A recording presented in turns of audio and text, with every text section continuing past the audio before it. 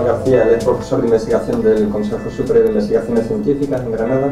Él tiene una trayectoria investigadora enorme, es fundador del Laboratorio de Estudios Cristalográficos, es creador de un programa innovador del que era actualmente del Ministerio de Economía y Competitividad, que se llama Programa Explora, que es un programa directamente para abrir nuevos campos que permitan abrir nuevas líneas de investigación.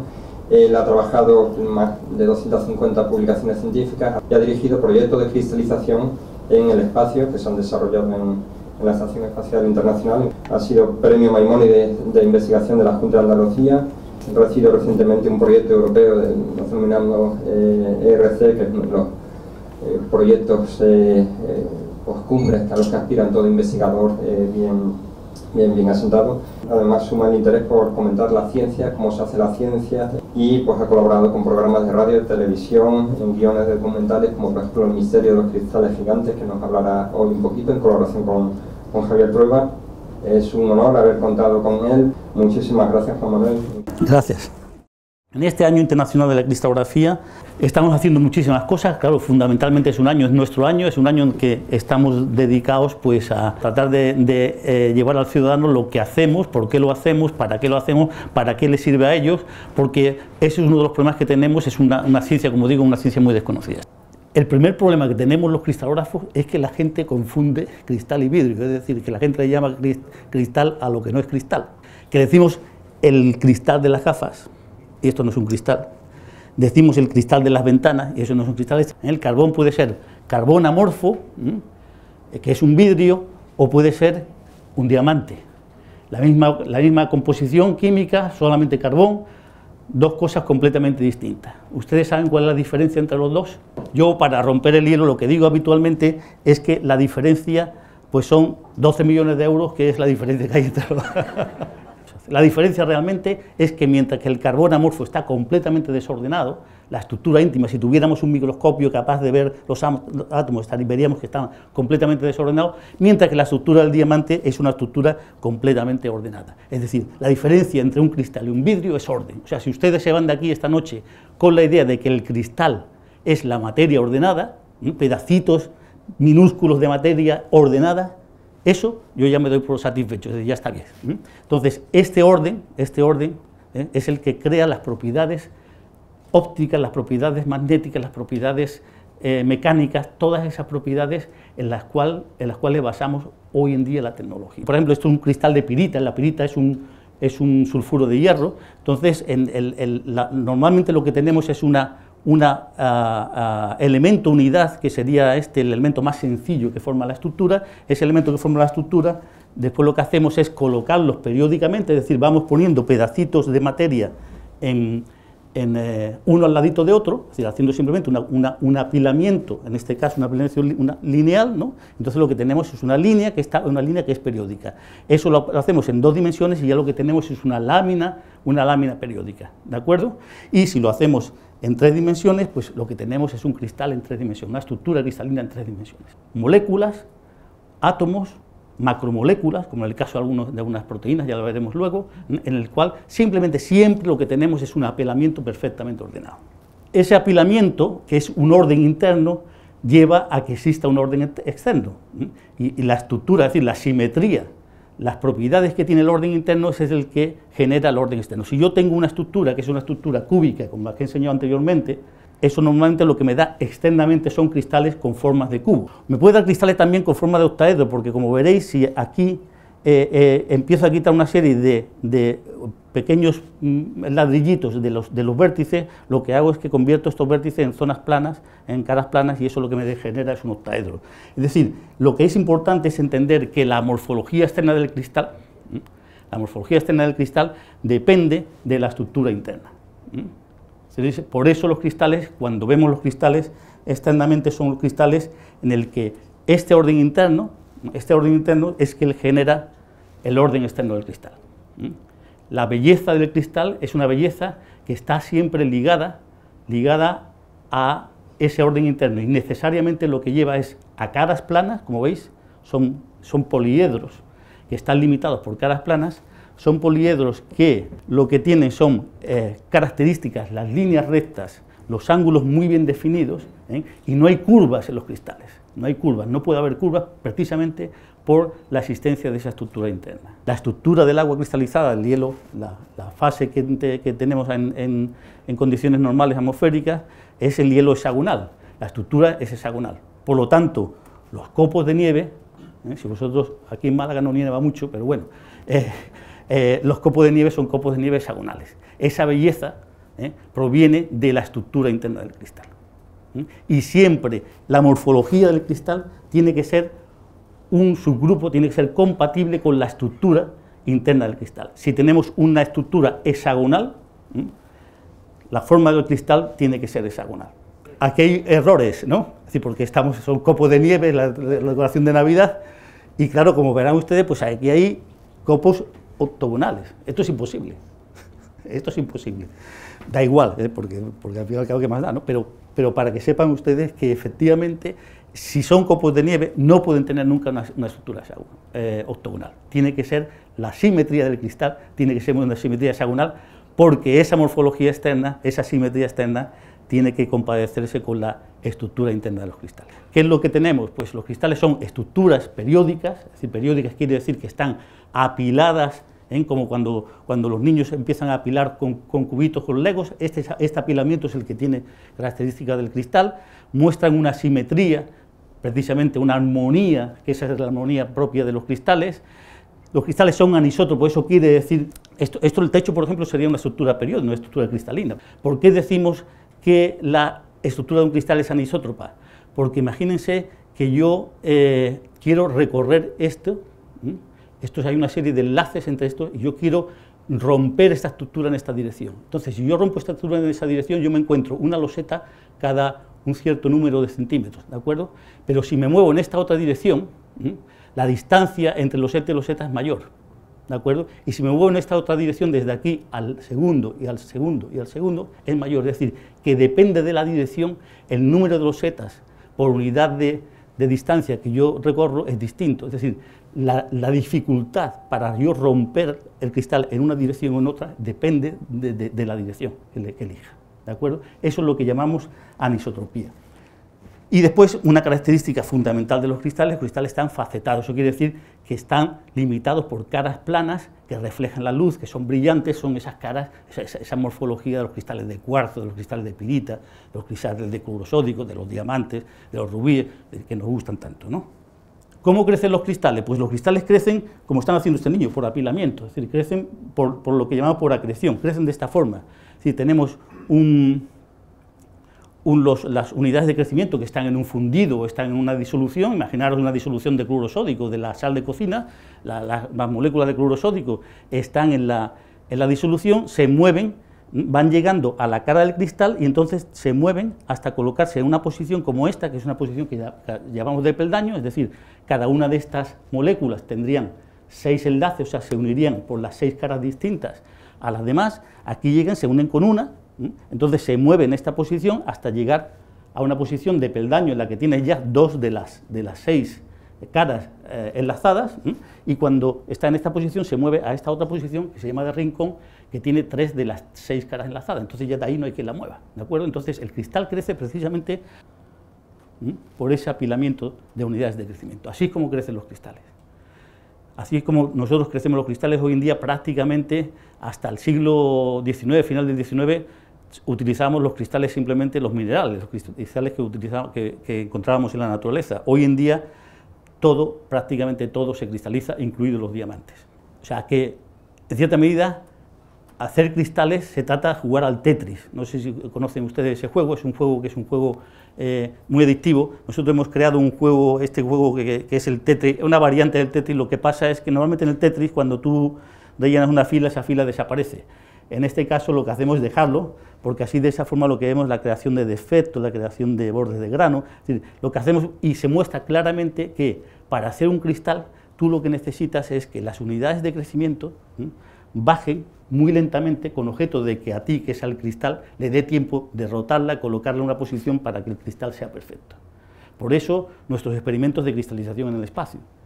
Nosotros hemos desarrollado una tecnología, que es una tecnología para crecer cristales en el espacio. ¿Por qué? Porque en el espacio no hay convección, es decir, el movimiento es muy lento. Por ejemplo, hacerse un tinto de verano aquí es una cosa muy simple porque hay convección, hay gravedad, tú echas el tinto, el limón sobre el tinto y aquello se mezcla rápidamente. En el espacio, pues te podrías tardar años hasta tomarte el tinto con casera porque tú lo pones arriba, aquello difunde lentísimamente, o sea, no hay convección y entonces tardaría en mezclarse muchísimos años, ¿de acuerdo? Entonces, los experimentos en el espacio son experimentos para hacer cristales que son cristales de gran calidad. Entonces, nosotros hemos desarrollado una tecnología y hemos creado un instrumento, se llama la Granada Crystallization Facility, el instrumento de cristalización Granada, y así es como crece un cristal. Esto es un experimento de cristalización en el laboratorio nuestro. Eso es un cristal de unos 20 centímetros de tamaño, así como lo veis crecer. Estas son las horas, como veis son muchas horas, las que estamos son como 3 días, 4 días. Eso es como crece un cristal. Pero ese crecimiento, como os digo, es un crecimiento que es por el apilamiento de unidades de crecimiento sobre la cara del cristal, ¿de acuerdo? Así es como crece un cristal habitualmente en el laboratorio. El origen de la confusión entre cristal y vidrio, es decir, ¿por qué le llamamos nosotros vidrio a lo que, o sea, cristal a lo que no es cristal? Pues mire, el origen de eso viene precisamente de aquí, de España, de un sitio que se llama Segóbriga, que está en la provincia de Cuenca. La palabra cristal es una palabra de origen griego y significa crío, significa agua sobreenfriada. O sea, los griegos lo que tenían una teoría según la cual ellos lo que creían que estos cristales de cuarzo, que era el cristal por excelencia, el cristal de roca, eso lo que eran agua que se había enfriado tantísimo en las profundidades de la Tierra que era imposible volverla a fundir. Y entonces ellos le llamaban a eso crío, agua sobreenfriada, y de ahí la palabra cristalos, que es la palabra, el origen de la palabra cristal. Y para los romanos, para los griegos y romanos, ellos no sabían la composición química, entonces para ellos cristalos es todo aquello que era transparente, que estaba facetado, es decir, que tenía caras, y que tenía líneas rectas, ángulos rectos, líneas rectas y ángulos diestros, ¿de acuerdo? Era eso lo que era un cristal. Entonces, para ello, la selenita, que es el yeso, el cristal, la mica, el cristal de roca, todo eso era cristal, ¿de acuerdo? La calcita, todo eso era cristal. Y los cristales mayores que había en aquel tiempo, en el tiempo romano, eran los cristales que se sacaban de aquí, de Segóbriga.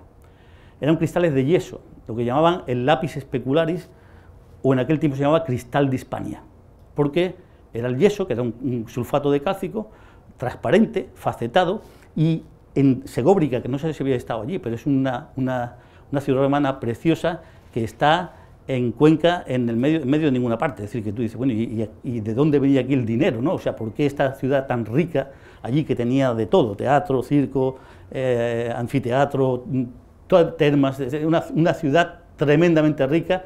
¿De dónde salía el dinero? Pues el dinero salía precisamente de los cristales de yeso, porque en la época romana no se conocía la tecnología del vidrio plano.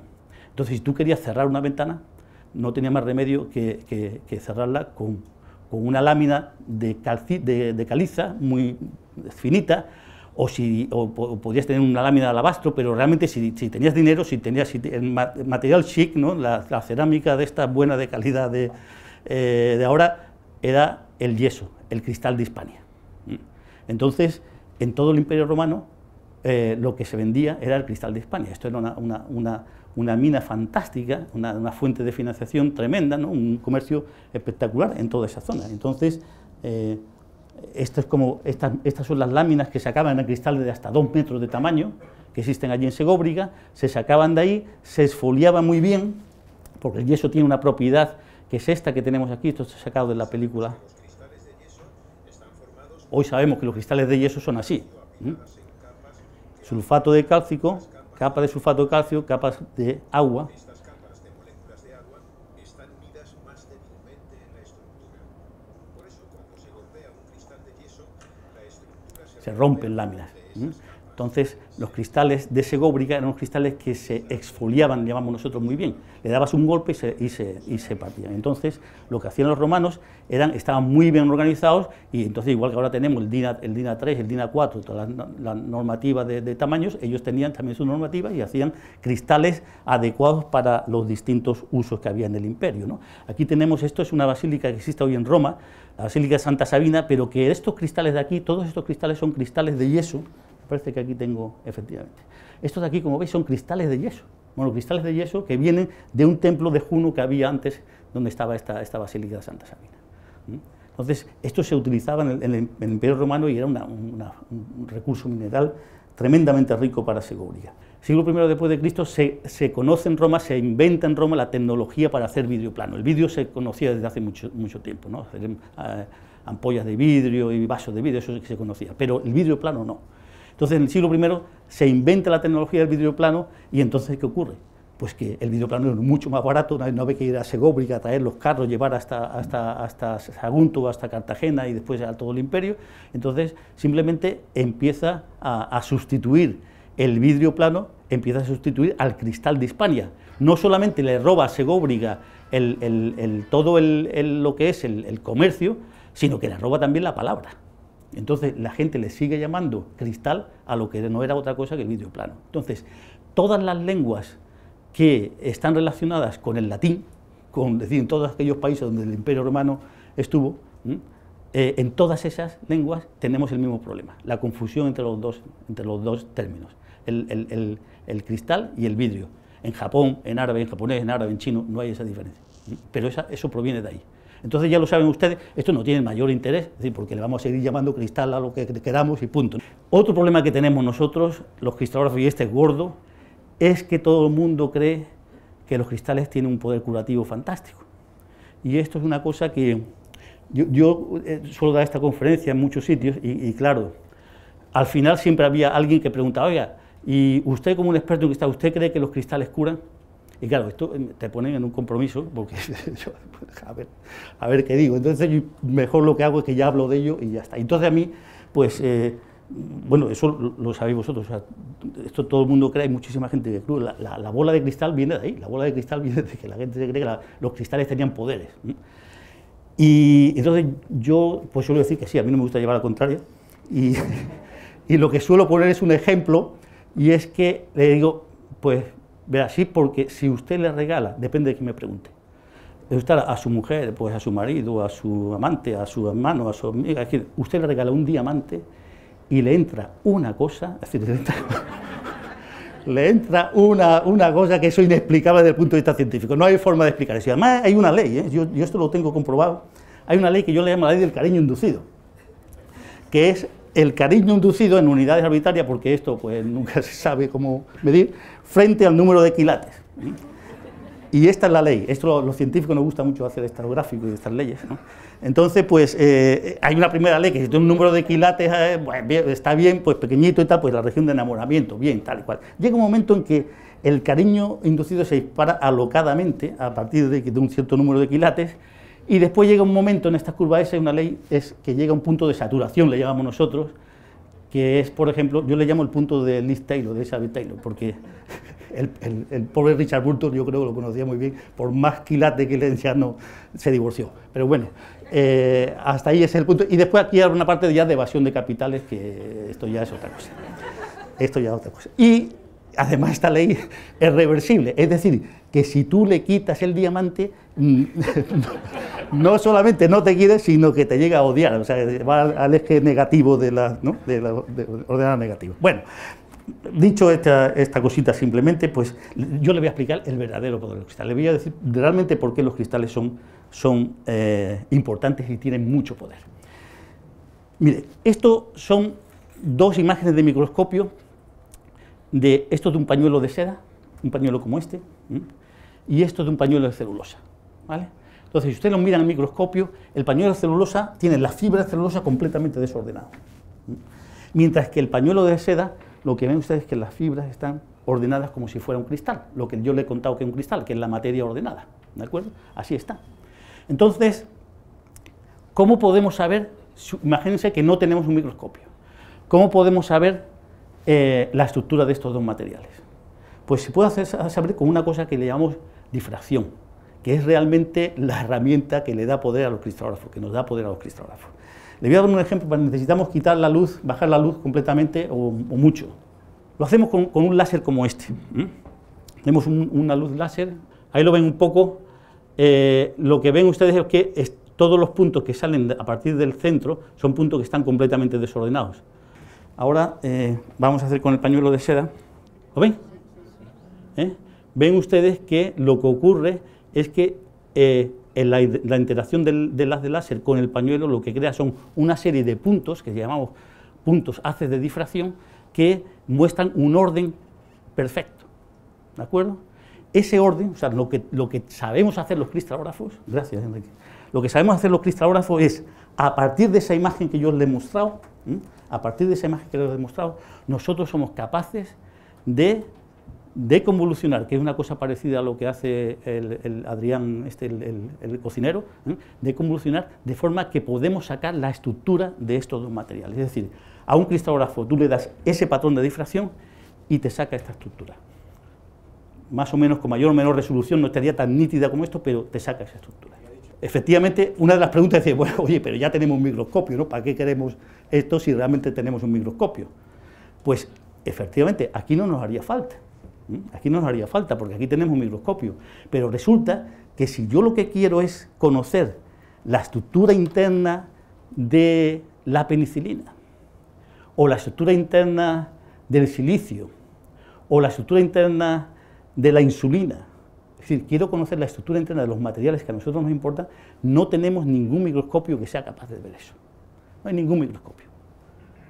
Hoy en día no hay microscopio capaz de ver los átomos. Lo podemos ver con algunos microscopios de transmisión, pero en aquellos materiales que son materiales muy simples, por ejemplo en el oro, que son muy buenos conductores, en el cual se puede ver con un microscopio, los átomos se pueden ver. Pero cuando yo tengo un material que es un material mucho más complejo, la propia aspirina, el ácido acetil salicílico, no hay microscopio que me diga a mí cómo está la estructura por dentro. Si yo quiero saber cómo es la estructura, es imposible, no tenemos el microscopio. Entonces, ¿qué es lo que utilizamos para eso? Utilizamos precisamente la difracción de rayos X. En vez de un láser, lo que utilizamos es un haz de rayos X. ¿Por qué? Porque esto que yo os he mostrado aquí, o sea, este fenómeno que se llama difracción, es un fenómeno que tiene lugar siempre que la longitud de onda, en este caso del haz rojo o del verde, la longitud de onda de la luz que estás utilizando sea similar a la distancia que hay entre este tipo de periodicidad, entre la materia periódica del cristal. Entonces, en el caso este son 600 nanómetros, casi una micra de diámetro, mucho más pequeño que un cabello, pero el haz de láser tiene básicamente la misma distancia. La longitud de onda es similar a esto. En el caso de las moléculas, lo que utilizamos es rayos X porque la distancia entre átomos y átomos es una distancia muchísimo menor, ¿de acuerdo? Entonces lo que hacemos es eso. Y de hecho, claro, ¿qué necesitamos para hacer este experimento? Yo necesito que lo que yo quiera ver, yo quiero ver la insulina, quiero conocer la estructura de la insulina. ¿Qué tengo que hacer? Cristalizarla. No queda otra. ¿Por qué? ¿Por qué? Pues porque necesito dos cosas, un haz de láser o un haz de rayos X y una materia ordenada. En el caso anterior era el pañuelo. En el caso de la vitamina C, pues lo que tengo que hacer es tomar moléculas de vitamina C, disolverla en agua y jugar al Tetris con ella hasta tener un cristal. Cuando tienes el cristal, incides el haz de rayos X y tienes esa información que es la que nos permite a nosotros conocer la estructura. Por eso nos pagan a nosotros los gobiernos, es decir, y por eso nos tienen que pagar mucho más de lo que nos pagan, que es lo que decía antes, porque pues son tremendamente importantes ese tipo de información. Mire, esos son experimentos de nuestro laboratorio. Este es uno de mis colaboradores, José Antonio Gavira. Él ha cogido un cristal muy pequeñito, son micras, hacemos cristales pequeñitos de proteínas. Cada vez que hacemos un cristal de proteína nueva nos tomamos una cerveza y tal, porque es una cosa muy difícil de hacer. Entonces, cuando tienes el cristal, lo colocas ahí sobre las rayos X y veréis que lo que estoy consiguiendo es básicamente lo mismo que he mostrado en la pared. Lo que estoy consiguiendo es un diagrama de difracción de rayos X. Ese es el poder de los cristales. Eso es por qué nosotros realmente somos importantes. Porque esa es la única forma que tenemos de conocer la estructura. ¿Por qué es importante conocer la estructura? Bueno, normalmente lo que hacemos ahora es que los primeros experimentos los hacemos en casa, en nuestros aparatos de difracción de rayos X, pero después nos vamos a los que son las grandes catedrales, que es donde peregrinamos los cristalógrafos, las grandes catedrales de la cristalografía, que son sincrotrones, máquinas muy potentes que generan haz de rayos X muy intensos, y con esos haz de rayos X muy intensos somos capaces de resolver la estructura con mejor resolución, es decir, hacer una fotografía mucho más fina, y además somos capaces de hacerlo en mucho menos tiempo, porque hasta hace unos 30 años o 20 años eran años. Hoy en día el principal cuello de botella es hacer el cristal. Por ejemplo, en proteínas de membrana o en grandes macromoléculas como el ribosoma, por ejemplo, ha sido el premio Nobel de hace 2 años, el problema es hacer los cristales. Pero una vez que tienen los cristales, bueno, somos capaces de coger la estructura. Vosotros decís, bueno, ¿para qué? Pues, por ejemplo, este es un ejemplo de mi laboratorio, hay muchos ejemplos en el mundo, este es uno que elijo porque es de mi laboratorio. Nosotros hace unos años, pues nos llegó una compañía, Farmamar, una compañía que hace fármacos a partir de productos marinos. Habían encontrado un fármaco que es muy interesante, ya tenían todos los análisis clínicos realizados, entonces necesitaban, claro, tú necesitas, para patentar, necesitas tener un cristal. Por sea, la única forma de tener el carnet de identidad de la molécula es hacer la estructura. Entonces, si no tiene los rayos X, no tiene la estructura, tú no puedes patentar. O puedes patentar, pero te pueden fundir la patente fácilmente, que es peor todavía. Entonces, esa es una de las razones. La otra razón para cristalizar es porque es el mejor sistema de purificación. Es decir, si tú realmente quieres estar seguro de que tu molécula, esa molécula que tú crees que tiene propiedades, como en este caso anticancerígenas, es una molécula, la molécula que tú crees, tienes que purificarla. La cristalización es una purificación. Y además tienes que conseguir que solamente, o sea, que tú sepas cuántos polimorfos, que es las distintas formas que tiene la estructura de cristalizar, puede tener ese fármaco. ¿Por qué? Pues porque, y eso ocurrió con el omeprazol, es un caso muy típico. El omeprazol es un caso en el que una compañía cristalizó el omeprazol, lo patentó, sacó en el mercado, y después otra compañía muy pequeñita sacó un polimorfo. ¿Qué dicen ustedes? ¿Qué es un polimorfo? Por ejemplo, el diamante y el grafito. El grafito es el lápiz. El lápiz de minas, en una mina de grafito, ese lápiz es carbón cristalizado en sistema hexagonal, con estructura laminar. El diamante es lo mismo, pero en sistema cúbico. O sea, son dos formas cristalinas completamente distintas. Pues esta gente sacaron un polimorfo y lo pusieron en el mercado, la misma molécula. Entonces, hombre, pues si es la misma molécula, ¿por qué va a ser diferente? Pues porque la solubilidad depende de la estructura, porque las propiedades, la biodisponibilidad depende de la estructura, es decir, porque hay muchas cosas que dependen de la estructura. Entonces, es muy importante conocer la estructura. ¿Qué hicimos nosotros? Pues este compuesto, el ST74D, llegó a nuestro laboratorio, hicimos la cristalización, resolvimos la estructura, ellos hicieron un acuerdo importante con otra compañía muy fuerte, porque en el momento que tú tienes esto, tienes la información de verdad que hace falta, y esto es el Yondelis, que es el anticancerígeno más potente para tejido blando que hay en el mercado. Es decir, esto es un caso normal, es un caso, uno más de los muchísimos casos que hay de ejemplos para esto. Es decir, que la cristalografía tiene un poder tremendo a la hora de conocer la estructura íntima de la materia, que es algo muy importante, es decir, es algo que es básico para cualquier estudio de biomedicina, de biotecnología, de semiconductores, de ciencia de materiales, de química, es decir, tener cómo es la estructura interna de la materia. ¿Por qué? Porque una vez que tú tienes la estructura, puedes entender, o puedes tratar de entender cómo está relacionada la estructura con la función que realiza esto. ¿De acuerdo? Pueden entender por qué esta estructura es una estructura que es eficaz contra el cáncer. Eso lo puedes empezar a estudiar. Hay otro caso mucho más interesante para qué sirve la cristalografía. Es que, por ejemplo, los diseños de fármacos, la mayoría de los fármacos de hoy en día son fármacos que vienen de muy antiguo o de un ensayo y error de muchísimas moléculas distintas, ¿no?, que se conocen porque, bueno, había principios, había alguna literatura en la botánica en el que se conocían algunas propiedades de ciertas moléculas, ¿no? Pero hoy en día lo que se está haciendo es lo que se llama el diseño de fármacos. Lo que se hace es lo siguiente: casi todas las enfermedades están ligadas a una proteína, al mal funcionamiento de una proteína. Entonces, esa proteína le llamamos proteína de Diana, lo que se hace es identificar esa proteína que está ligada a una enfermedad y entonces la cristaliza para saber cómo es la estructura. ¿Por qué? Porque una proteína es una cosa tremendamente compleja, millones de átomos, una cosa tremendamente compleja. Pero cuando tú tienes esa proteína, hay solo una parte que es el sitio activo de la proteína, que es una cosa muy pequeñita que está en la parte de fuera, porque es la que hace la función de la proteína.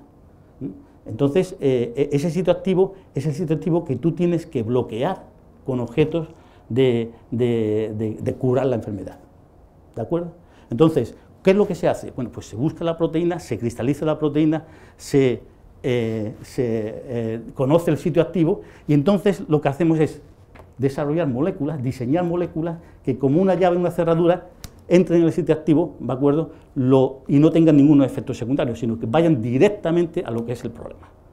Eso es lo que se está haciendo hoy en día con mayor o menor éxito, pero por ejemplo, en el caso del SIDA, el SIDA es una enfermedad que nace y que no se sabía nada de ella, o sea, no teníamos ninguna referencia, es decir, qué usar para el SIDA, ¿no? Entonces, lo que se hizo, pues, precisamente desarrollar este tipo de tecnología, el diseño asistido de fármaco, el diseño racional de fármaco, ¿no? Entonces, gracias a eso, en una serie de años, muy pocos años, hemos tenido toda una batalla, un arsenal de antivirales que son los que hacen que hoy en día la gente no se muera del SIDA. Eso se ha conseguido en muy poquito tiempo gracias al diseño asistido de fármaco, gracias a que hemos conocido la estructura de la proteína y hemos diseñado, yo no he participado en eso, porque los cristalógrafos, ¿no? Hemos diseñado una serie de fármacos directamente diseñados para ejecutar una función determinada, ¿de acuerdo? Eso es lo que se hace. Yo, por ejemplo, pues, otra cosa es el ribosoma. Esto es enorme, estos son millones de átomos, ¿no? En el que conocemos hoy en día la estructura, y esto es el premio Nobel de hace 2 años. Los premios Nobel desde la cristalografía, curiosamente, una disciplina que prácticamente nadie conoce, es la disciplina que más premios Nobel ha dado. Desde Bragg, desde el año que estamos celebrando, el centenario que estamos celebrando es el centenario de la difracción de los rayos X, el descubrimiento de la difracción de los rayos X por Laue, y después en la primera resolución de una estructura del cloruro sódico por Bragg. Desde entonces estamos dando premios Nobel continuamente. Y curiosamente nadie conoce la cristalografía. La verdad es que se ha explicado muy mal, la hemos explicado mal durante muchísimo tiempo, y por eso estamos dando este tipo de charlas. La idea precisamente es contarles a ustedes de una forma un poquito más asequible cómo es. Entonces, de la exposición que hemos hecho, lo que hemos hecho precisamente es diseñar una serie de carteles son carteles que son muy simples, no llevan casi textos, y normalmente lo que hemos hecho es elegir una imagen con mucha fuerza y que además que la gente dice, bueno, ¿y qué tendrá que ver los cristales con esto?, ¿no? Porque eso es lo que queremos hacer, sorprender a la gente, decir, oiga, no solamente son los minerales o no solamente son las gemas, los cristales sirven para muchas cosas más. Y en la exposición una de las cosas que va es este cristal, que es un cristal de cuarzo, no se ve muy bien aquí, en el que lo hemos llenado de medicinas, y aquí abajo pues está la explicación de cuál es el papel de la cristalografía en el mundo de la farmacia, de la investigación farmacéutica y biomédica, y el lema que lleva puesto ahí es: lo que cura no son los cristales, lo que cura es la cristalografía, que es el mensaje que queremos dar.